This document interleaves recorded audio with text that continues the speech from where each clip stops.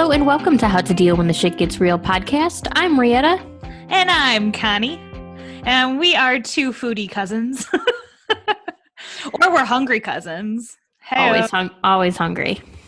Always. Let's especially anything that grandma makes. Oh, I still remember the cakes she made for our birthdays, but we kind of talked about that already.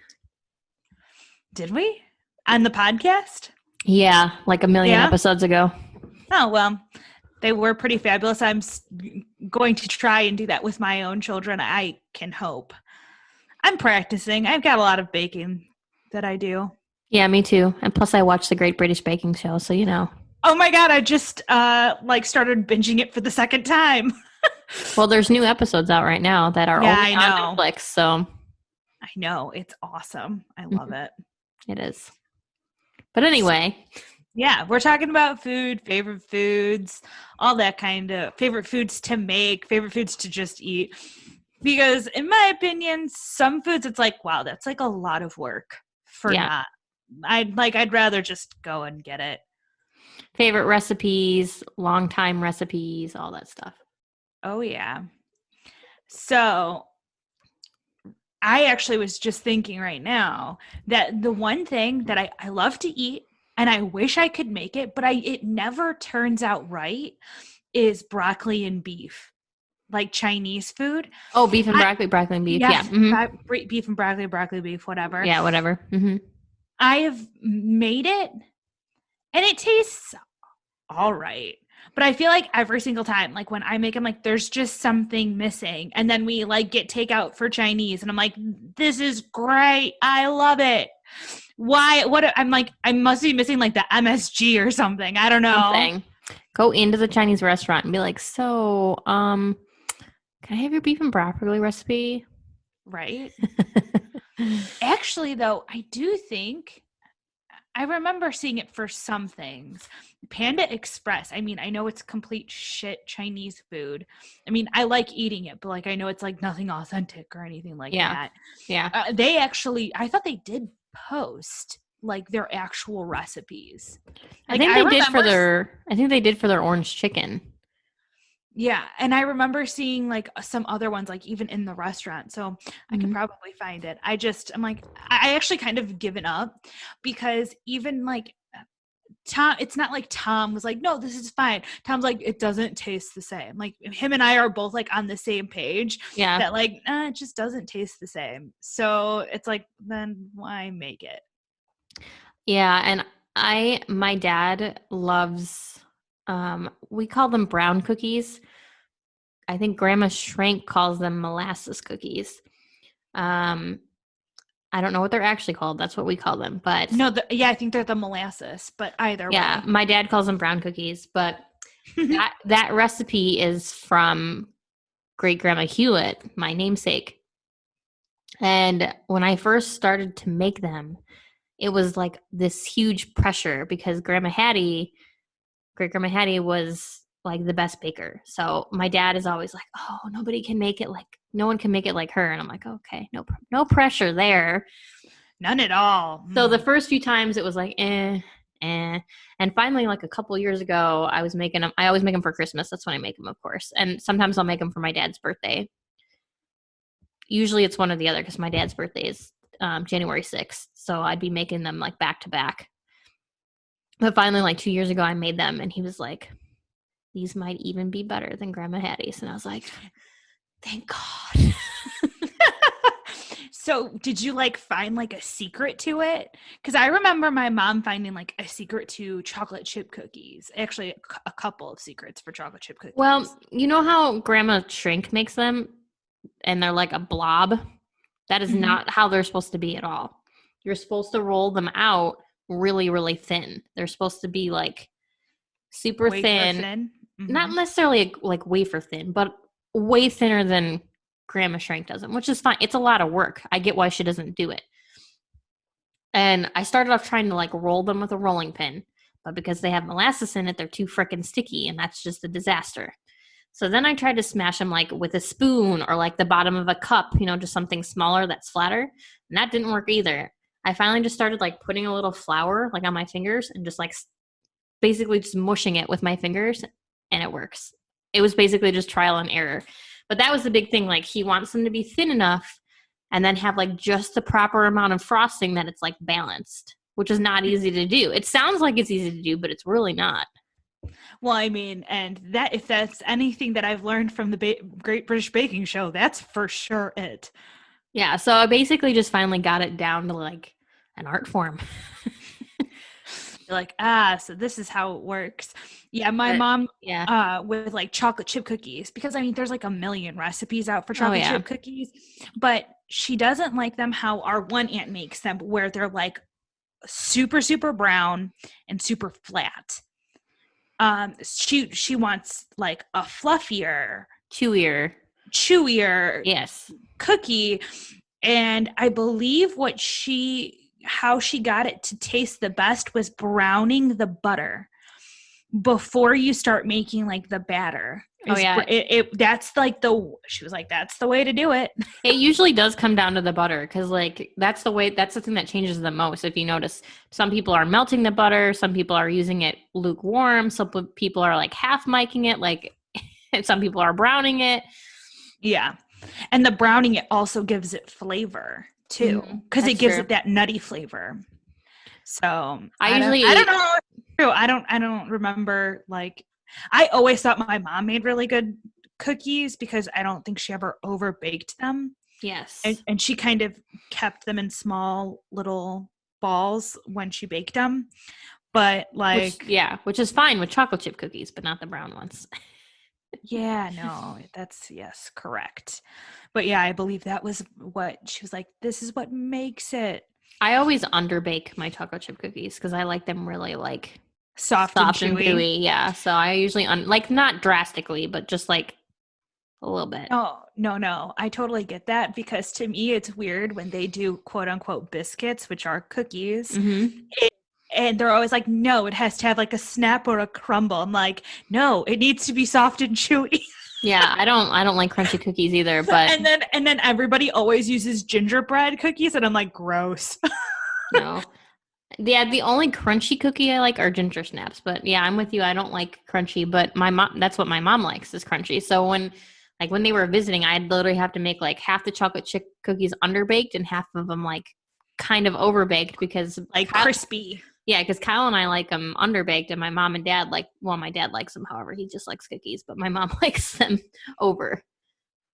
Well, and I think it depends on like the type of cookie. Like, I don't really like the sugar cookies. I like to like crumble, that crumbly, snappy. That's another art form, is doing sugar cookies, getting them rolled to the right consistency, cutting them out. God. You would have no idea what a pain in the ass it was.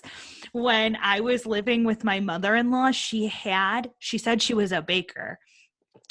Sure. You're a baker, but you don't have a rolling pin.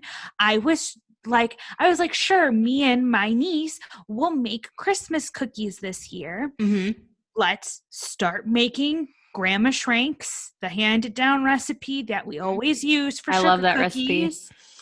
And started making it. I thought she had a rolling pin. I was like, if she's a baker, like she said, like, oh, I used to make millions of cookies. I was like, well, then she has to have a rolling pin.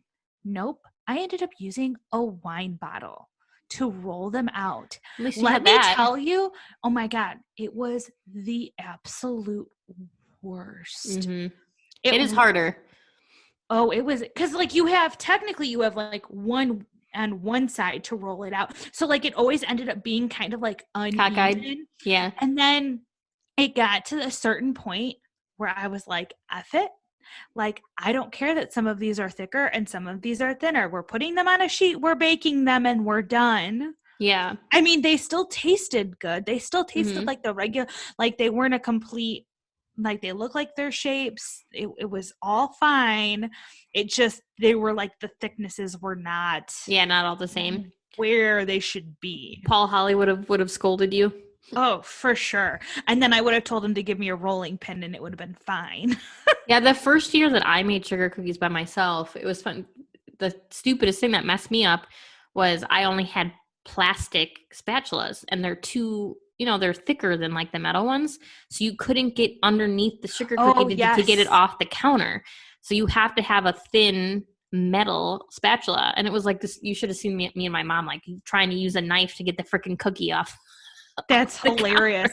Yeah, because they specifically have like those cookie spatulas. They do, but I mean, I just needed a thin metal one. So literally, like, while we're doing Yes. it, I'm like metal spatula Well, on yeah, shopping right. list. Right.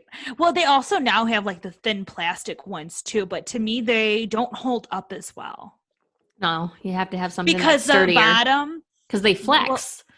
yes, and like the bottoms get like the plastic kind of erodes on the bottom. Yeah, I mean, maybe it just wasn't like a great Yep. one. And I actually, now thinking about it, I'm like, I actually do need one of those like little thin metal spatulas. Yeah. And for more than just the cookies. It's good for a lot of other things too. But we do make other things besides cookies, guys. I know we've just spent like Yes, we just 10 totally, yes. 10 minutes talking about cookies. So, Rietta, what's your favorite thing to actually like cook?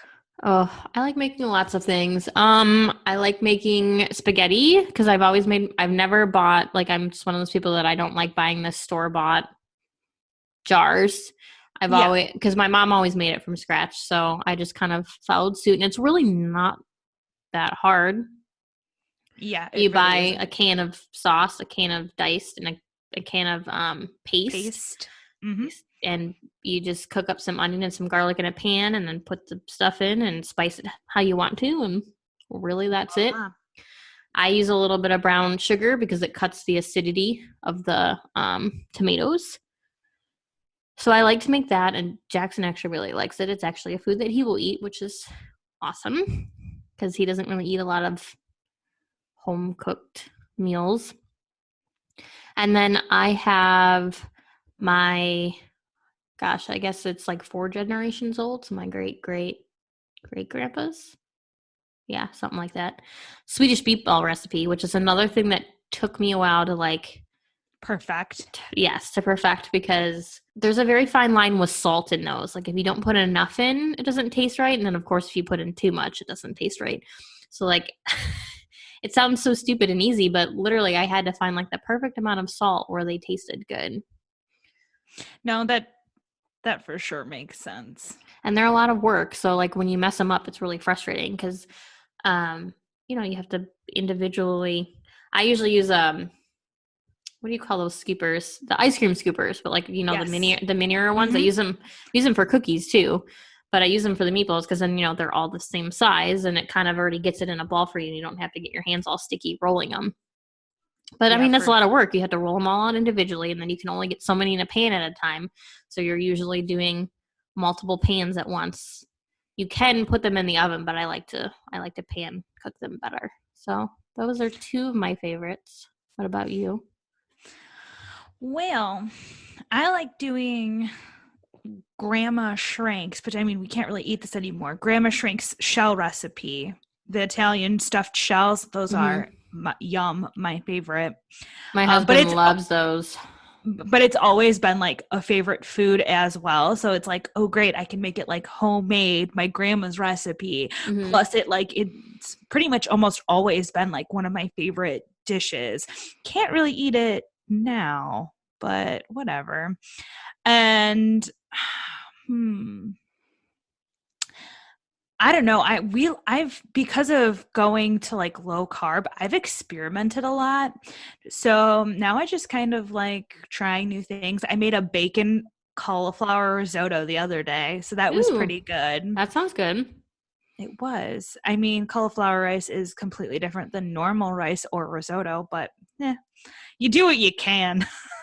Yeah, I've been experimenting lately too. I've been eating more, I guess they would call it like Nordic style, which is kind of similar to the Mediterranean diet, but a little different. So it's like got me combining things that I would never have thought like to combine. Oh, what? I'm like, I'm curious now. Got me all into this. I have a really good recipe that I just started making that I really like. They call it's something stupid. It's like lemony salmon noodles or something, like a really silly, stupid name. So you just bake the salmon, really simple.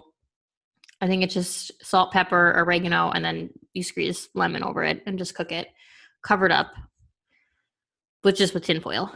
And then you make noodles, the nest noodles, but you could use whatever with your low carb stuff.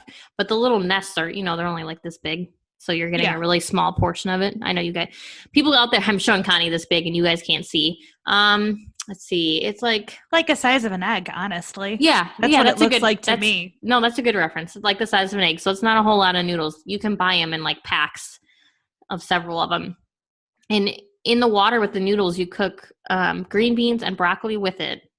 So you do it all together for 3 minutes and it cooks the noodles. And then in a pan, you cook onion and spinach and a red chili, a little bit of sea salt and pepper. And then you put it all together in the pan, like all of it. You break up the salmon and put it in there and put the noodles and the green beans and the broccoli in there. And then you finish it off with pomegranate seeds. Oh. Which I was like, you had me up until the pomegranate seeds. You're like, I got this. But it was really, really good. Like you're getting like the lemony zesty from the fish and you're getting the nice heartiness from the vegetables. And then you get a little bit of sweet randomly here and there from the pomegranate seeds. It's so good. And it's really good for you. Lots of vegetables. Yeah, that's the problem with keto is there are basically no good. I mean, okay, there are some good like noodle substitutes. I made homemade gnocchi from like almond flour and stuff, and it tasted pretty good except for I made my gnocchi noodles a little bit too big because we were trying to get out and like go to a party and we were just trying to eat first. Mm-hmm. And it was one of those things I'm like, I just want to get out of here. Like, I don't really have the patience right now to roll out a dozen like M&M sized gnocchi noodles. Yeah. So like some of them ended up being a little bit too big. And even Tom said like, they're good if they were smaller. Like some of the smaller ones are good. Like the ones I first made when I was trying to have the patience. Mm-hmm. Also, it's like, you can't really use a rolling pin with it. Yeah. Like and if you were making noodles by hand, you would use a rolling pin, you would flour the rolling pin and you would roll it out like a dough. Yeah, or you'd use the cranky noodle thingy that they have. Mm-hmm. Either way, and it was just like, okay, this is kind of becoming a pain. I still saved because you're not supposed to use like the whole dough for one meal. So I like cut it in half and I have half in our freezer. So I'll have to try it with more patience next time. Yeah, let me know how it goes. You, right? But even that recipe that I just said, you could just leave the noodles out and just eat the veggies and the salmon. Oh, true. And the pomegranate. You could just nix the noodles. Well, you could also do, which I think is pretty decent, is the zucchini noodles. Mm-hmm. They're not too horrible. I really do like it's just it takes time to like, okay, when you see them in the store, the zucchini noodles that like the deli or vegetable department make, and they're kind of a pretty decent thickness. I have the machine, the vegetable spiralizer that does that, and it just takes a while. It takes a bit. And then you have to also like wait 30 minutes, put salt on it, let some of the moisture seep out, and then use them. So it's like, and also the machine, it is not the easiest to get clean. Oh, I could see that. Because it has like two different blades, a little thing that goes like through it. It's just a little bit like basically I end up throwing it into the dishwasher, but like sometimes like I don't feel like doing that. Yeah, my girlfriend actually made me a dinner. It's been a couple weeks ago now, but she made it with chickpea noodles, and it was actually really good. Like, couldn't even really tell. I was huge into those before we were low carb, because those are not low carb, unfortunately. No, they're not, but they are. But they're supposed to be healthier. I don't know. I have nothing against noodles. Like I said, especially since I'm only eating like a little egg-sized portion of it. I'm cool with it. Oh yeah, no, for sure. I just feel like I have a hard time because I love noodles so much. I have a hard time stopping just at a small portion. It's always been like it's easier for me to just not have it in my diet than keep it tempting around the house. Because it's hard for me to just have like one scoop of macaroni and cheese or like whatever because of it, especially when I've gone so long without it. Now I'm like, no, I want more because I haven't had this in Yeah. forever. See, but when I only make that little bundle by itself, there is no more. So Yes, that's true. And you're not gonna, and it's not. I doubt I'm not it's gonna as go boil some addicting. more. Yeah, I was gonna say, and I doubt it's as addicting as like mac and cheese or whatever. No, I mean, Like I'm sure it's good, but it's good, filling yeah. enough that you are done when you're done. Like Yeah, eating and it. you're getting all that fish and vegetables and stuff in there too with it, and all that is pretty much non-carb because anything green and leafy and fish are pretty much non-carb. So it kind of just all balances out. It all works. Yeah, I also really like the cauliflower rice is good because I could buy it in a bag and then microwave it and do whatever I want to it. Yeah. And then I like the spaghetti squash is okay. I don't really make it all the time because Tom's not a huge fan. I don't think. I like spaghetti squash just as like a vegetable as a side. My dad used to make it all the time. Oh yeah, it's delicious as I love it. Any type it's of squash, delicious with really. it's delicious with like just some butter and like garlic or whatever. Yeah. I've put like Alfredo on it and I've put homemade Alfredo and homemade marinara on them before and it's also really good. Yeah, It's I not just like bad spaghetti anyway. squash in general. I like squash in general. Acorn squash is really good. I like it all. Yeah, I wish that there were more squashes that were low carb because Mm-hmm. they're basically the only one that's low carb is spaghetti squash. Mm-hmm. It's unfortunate but true. I think pumpkin, I mean, that's kind of in the squash family. Yeah, it is. It's kind of in the squash family, so it kind of suits it. But yeah, I'm not a huge pumpkin fan. Like I'm not I'm not like the normal eating person it. that right now it's fall and they're like pumpkin. Like no, I could take it or leave it. Um, I've made like I really loved pumpkin squares. Never had any savory pumpkin that I liked. Mm-mm. It's normally like in like I've made a decent like pumpkin bread. I've made, some The pumpkin pumpkin squares that squares. we have, yeah. But and I like it. I don't mind it in coffee. Like it's pretty good. I have it occasionally. Actually, for all of you Starbucks lovers out there who do like pumpkin, I heard this on the radio one year and I started getting it and it's fucking delicious. Mhm. You have them sub. So they normally put 6 pumps of pumpkin into a pumpkin spice latte. You sub 3 for white chocolate. It's called a Cinderella. So it's like a Ooh, white chocolate pumpkin latte. And it's freaking delicious that because sounds the interesting. because the white mocha adds like a little bit more sweet to it. Mm-hmm. So I enjoy it a lot. I I might like have it. I might have to try one. Yeah, I've just never like the pumpkin squares that we always have for Thanksgiving is like the only thing pumpkin that I like. Like pumpkin pie, eh. I remember us going down and freaking stealing those all the time. Oh That my God. tray would be gone. Yeah, because we would like take turns going down and we'd be like, Oh yeah. okay, this is our third one. This is our fourth one. We're not having any. And then No, I've only had one. grandma would come out and be like, what happened to the tray of pumpkin squares? And we're all like, I don't know. Wasn't me. But that's for another episode altogether. Yeah, those are so good. That's the only thing pumpkin that I like. But yeah.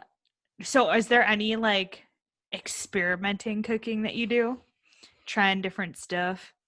Yeah, I change stuff up whenever I can. Like I said, I just started doing more like Nordic stuff, which I mean, that's pretty simple though, because you're just kind of going back to the roots of just eating like fish and veggies and berries. And I just discovered, which I think I talked to you about already, I didn't know that you could soak chai seeds overnight and they would literally like expand and become a porridge. So that was a new thing. Pudding. Yeah, or pudding. Yeah, whatever you want to call it, pudding, porridge, Either whatever. way. I think she calls it porridge, but the Europeans tend to call things different things. Mm-hmm. But so I tried that where I put almond milk on them overnight and let them soak, and then I don't like it cold. I think you're supposed to technically eat it cold, but I'll put it in the microwave just for like 30 seconds just to warm it up a little bit, and then put, blueberries and Berries. and cinnamon or whatever on them, and it's actually pretty good, and it's a lot more filling than oatmeal. And now people have started doing that. And then basically okay, you have a bowl of the porridge or whatever you want to call it, right? And they add basically like a smoothie to it and eat it. And it's called a smoothie bowl. I that's really interesting. I can't really eat smoothies, but I like the concept because we're as a low carb keto diet, you're not supposed to eat a ton of fruit. You're only supposed to eat berries. Right. And having a smoothie is basically too decadent. It's too much calories and stuff and sugar to be quote unquote approved for my semi diet that I mostly follow. Yeah, it's always fun to change it up because you get bored of the same stuff. So I try to throw new stuff or try different things in there because you never know. And if you don't like it, you don't make it again. And if you do, then you keep it. I actually just got a really, how it is with ground turkey, and a lot of people out there know ground turkey can be hard to work with because turkey doesn't have a lot of flavor. So you really have to spice it up and or put stuff in it. Mm-hmm. Yeah, or that to get it to have some flavor. And I found a really awesome turkey sloppy joe recipe, and it's become one of my absolute favorites. It is so good. Speaking of turkey, oh my God, turkey chili. I made a bomb recipe for turkey chili. And instead of using whatever they're called, beans, I chopped up thick cubes of zucchini. Instead, and because it kind of has not the same texture but kind of similar, and okay, what the hell is the point of a beanless chili? Then all you're basically eating is meat with a red sauce. You know what I mean? Yeah. What the hell is the point? And then I also added some cauliflower rice and to still give it some extra texture. It was really good. I was eating it all week. I'm this is delicious. Tom was taking it for work for lunch and I was eating it for lunch as well. I'm this is so great. This is Sounds good. It was delicious. Yeah, I like chili mac, all that stuff is good, especially this time of year in the fall. It just makes you happy. Right. And last week was when it was much colder. So I'm oh, this is perfect weather. This week it's super weirdly warm, but we're not going to go there. No, we're not. We're talking about food, not weather today. So yes. And then I tend to take a recipe and be yeah, I like that, but we're going to try this different. Oh, yeah. You add your own twist to it. You change out a spice, add a spice, take something out, put something in. So now my question for you is, because I've noticed this recently, and it's probably because I've also changed how we eat. I've noticed how crazy different we cook now. Do you see it in yourself? Where oh, I used to just be real simple, and then now I'm really getting into cooking, or have you stayed basically the same? I've always been into cooking, probably because I watched both of my parents cook my whole life. My mom and my dad are both great cooks. So I've always been a cooker. I feel like the only time I was more lazy about it was when I was in college because same. That's just how it is. So if anything, maybe my cooking's just evolved. I know how to make a lot more, and I'm not as scared to try new stuff because I feel like I know what I'm doing. When you're newer at cooking, you have a harder time teetering away from the recipe because you don't want to mess it up. Where now I can literally just go in the kitchen and be these things sound good together. I'm going to throw them together and see what happens, and just make something random. Yeah. Or you well, I've made this and it's kind of similar to these ingredients that I have. Let's just try this instead. We'll just substitute this. It's fine. Everything's fine. Yeah, exactly. So yeah. I feel I was the same way, except for the cooking evolved from okay, I'll take some boxed stuff and I'll add my own flair to it, to okay, now this is going to be homemade from head to toe. I'm going to make the noodles, I'm going to make the sauce, I'm going to make the chicken or whatever, we've even talked about making our own sausage because there's a lot of fillers in sausage that you buy from the store. Yeah, unless you go to a butcher. Yes, unless you go to the butcher. There's like most of the time, like Tom used to love those like to me they're gross. Johnsonville brats that were like packaged kind of by like the hot dogs. I'm like, those are really not that great for you, honey. Like he was so bummed when we changed our diets. I was like, no, you can't have those anymore. Those are bad for you. Like if you actually looked at the back of the package, these are not good. Yeah, well, and the butcher ones are better anyway because they're, Oh hell yeah. they're fresh and yeah. So, But yeah, it's just changed that way. We've gotten like more into it, and now it's also become like, oh, he'll do like the steaks and I'll do like a couple sides. So like it's yeah. nice that it's more like him and I are both planning out our meals, which is what I like about it too. Yeah, Kyle and I love cooking together. It's fun and it's a nice way to bond and you get to do things together and you can talk about your day, what you do it. And yeah, we love doing that. I'm ready for him to come home so we can do that.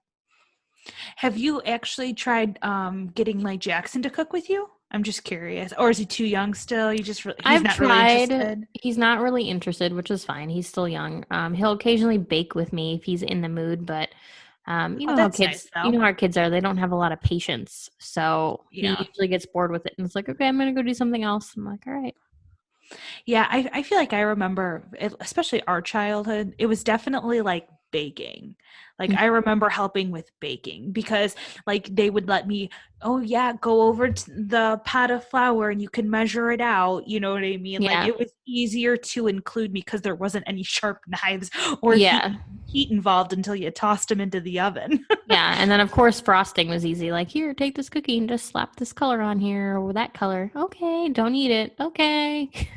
Exactly. It's a little bit easier to get involved. Yeah, so it's fun. So what kind is there any like types of like food that you're like, yeah, I'll go out and I'll eat that at a restaurant, but nope, not making this at home. Way too much time, way too much work. No, we're fine. Mm, trying to think what's hard to make. Like how Something.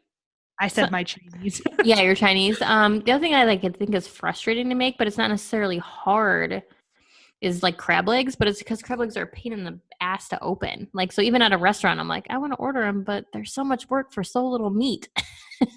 Yeah, really. Actually, Tom just showed me a funny video about that where it was like crab legs versus getting like the canned crab meat.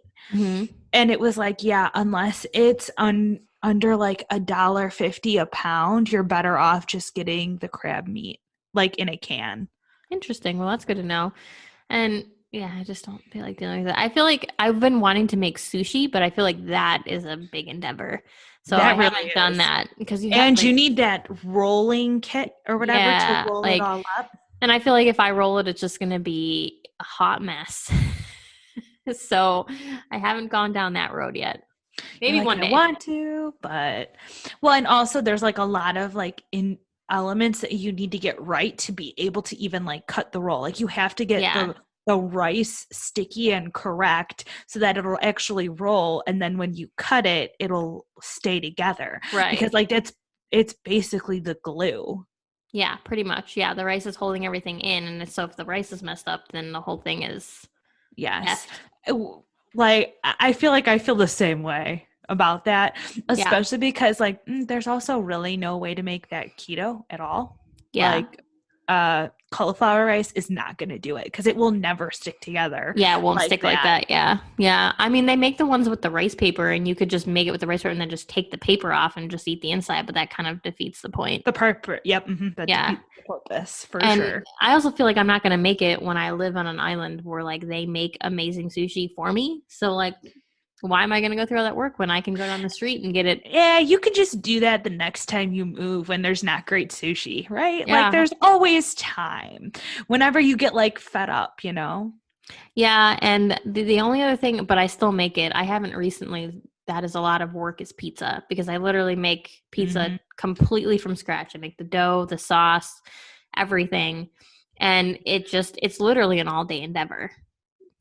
Yeah, and that was actually something like that I wanted to try for a while, like making a homemade dough. Same with like regular noodles, Mhm. not just like the keto noodles, that's fine. But I wanted to get into making both of those from scratch, and I think I probably will whenever we like start loosening up on like I still for all of you who don't know, like I only really keep like almond flour and coconut flour in my house. Mhm. So, but I think with kids, I'll start keeping like regular flour because I would still 100% rather make noodles or pizza crust instead of buying it, even if it is an Yeah. endeavor. It is. It takes a long time, and I have a good recipe. So whenever you start, like I think it's my dad's recipe. It's really good. So whenever you start, I will send it to you. Yeah, But I yeah, it's just a process. exactly. And it's we've for so long now have not shopped really in like a lot of the aisles, like maybe Yeah. getting some can of tomatoes, like whatever, like to make like homemade like pasta sauce or whatever, like we just talked about. Sure, but like we've not bought like boxed goods and like a Hmm. like pre-made pizza. Haven't had that in like 2 years now. Hmm. Like I would rather like if I'm gonna start bringing those kind of carbs back in my life, I'd rather just have them fresh. Yeah. You know, Yeah, it's worth and that's actually something Jackson does like to do. He likes to make pizza. He likes to roll out the dough and put his own ingredients on and stuff. So he does like to do that. yeah, that used to be our like our family Friday type thing that we would do is make homemade pizza. Yeah, it is fun and like it definitely can be fun. It is an all day thing. You know what though? I have tried multiple times with multiple different crusts, keto, different low carb pizza crusts, and let me tell you, none of them taste as good. Of course not. No, it's never is going to, and that's fine. And But they that's still, fine. but it was nice to like. So Tom and I differ on this. I think it was fine. He didn't like it because of this. Like I tried a couple of different crusts, and like his problem is like, well, you can only have two small slices, and then you already feel like crazy full, Yeah, you yeah. know. And he didn't like how heavy it made him feel after only like two slices, Hmm. where I was like, I don't really care because I get to eat, like I get to feel normal and feel like I'm eating regular pizza even if it is quote unquote low carb. Right, exactly. So No, I we get differ that. on that, but it's fine. You're allowed to, right? Absolutely. I'm trying to think of anything else. I think that's the main stuff, isn't it? It is for me. So, oh, one other thing. So, do you have like grandma's meatball recipe that they always have at like Christmas Eve? I can't remember. Like they're in a sauce. And it was really funny. The other year I saw her making them because like we were frosting cookies while she was making the meatballs, and she actually ate some of the raw dough to like see if it tasted correct. I was Oh like, yeah. oh my god. I was like, that's crazy. My mom does that too. Oh, so it's passed down, huh? I won't do it, but my mom does. I She will she not. tests she tests her meatloaf. She tastes the meatloaf meat and yeah, the meatballs. No. I don't have a whole lot of Grandma Shrink's recipes. I have her sugar cookie recipe. You have her chicken noodle soup. No, I have my mom's chicken noodle soup recipe. Oh, but I thought it was the same. It might be. I think my mom changed it a little. So I guess it's a rebranding of her. But I have a ton of my grandma Vic's recipes because she could have been a gourmet chef. Like her cooking was out of this world. Like you go to her house for Christmas and she makes duck with compote sauce, like some fancy sauce. I don't even know. Like, I mean, Compote, yeah. yeah, like ridiculous. So I have a lot of her recipes and I don't even make some of them because they're freaking fancy. Because remember you asked me, I made stuffed shells and you're like, oh, it's like grandma's recipe. And it was actually one that I just pulled offline and it's probably similar, but it was delicious. Because my husband is huge into Italian, anything Italian, stuffed shells, manicotti. He loves Oh all yeah. that. Hmm. Yeah, I have some of she was like another grandma to me, kind of, slash like, because like babysitter was too mild of a term for her because of the fact that like she bought me like a diamond cross necklace. She bought me and my brothers like crazy fancy like baby shoes and stuff like that. Like she spent so much more like money and time with us, and she owned a bakery in Chicago. So like I have her, what are they called? The scallion potatoes, or like the cheesy like thin sliced potatoes. I don't remember what that's called. I think, yeah. Scalloped Potatoes. Yeah. They I can have that recipe. I have like a bunch of her recipes, and then I know a couple of grandmas, and that's about it. Yeah. Mm-hmm. The shells being my favorite, because I asked her, I was like, you need to teach me how to cook this. It's like, I love this stuff. So we did one night. See, there you go. I do want to know her, she makes every New Year, and she says that that's how the following year is going to turn out, her donuts. I'm like, I need to get that recipe. Yeah, actually, Homemade donuts. my mom and I were just talking about that we need the Oh, donut really? recipe. Yeah. And while she was here too, she's like, "Oh, we should make donuts. We should call grandma and get the recipe." And I'm like, she's not good at on the phone. We need to like get it from her in person. There. Yeah. Mm-hmm. Yeah, because correct. Oh, I do have grandma's stuffing recipe.